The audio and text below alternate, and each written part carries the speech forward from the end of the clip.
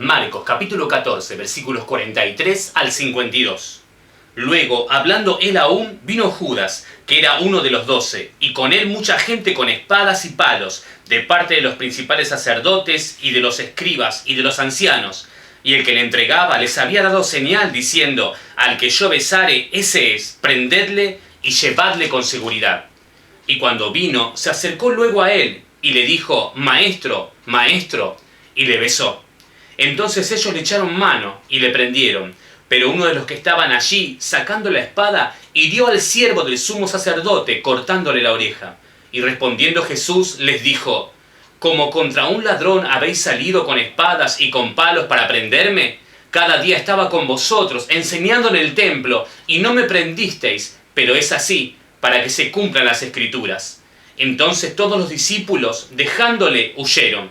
Pero cierto joven le seguía, cubierto el cuerpo con una sábana, y le prendieron, mas él, dejando la sábana, huyó desnudo. Él sabía todo lo que iba a pasar, porque así estaba profetizado. Podríamos evaluar y criticar la real conducta de sus discípulos después de ellos haber prometido que aún su vida iban a entregar. En los otros pasajes paralelos de los otros evangelios podrás encontrar detalles acerca de este arresto que Jesús tuvo que soportar. Todos le terminaron traicionando. Judas al entregarle, los discípulos al escaparse y por supuesto las autoridades religiosas al arrestarle. Qué increíble, aquel que fue elegido por Jesús como uno de sus discípulos, aquel que vio de cerca el amor de Jesús hacia todas las personas, le termina traicionando. El dinero que Judas iba a recibir a cambio por entregar al Señor era mucho menor que aquel frasco de alabastro donde él había reclamado que ese dinero hubiese sido mejor invertirlo en los pobres. Y toda esta traición fue hecha de noche. Jesús incluso les dice que pudieron haberlo hecho de día, pero no, ellos eligieron la noche, la oscuridad, cuando nadie ve. Y es allí donde nosotros muchas veces nos encontramos traicionando a Jesús. Y cometés actos pecaminosos, vergonzosos, pensando que nadie te ve. Mirás para un costado, para el otro, atrás, adelante, pero no mirás arriba. La traición de Judas y de las autoridades fue algo premeditado. Qué triste es para un hijo de Dios cuando sabe el momento, el lugar y la hora en que va a pecar. ¿Qué fue lo que le llevó a Judas a traicionar a Jesús? ¿Qué es lo que a nosotros nos lleva a continuar con la práctica de cierto pecado que solamente nosotros sabemos? ¿Qué es aquello que nos está impidiendo crecer? La palabra de Dios dice: el que encubre sus pecados no prosperará. Si hay un pecado oculto en nuestras vidas,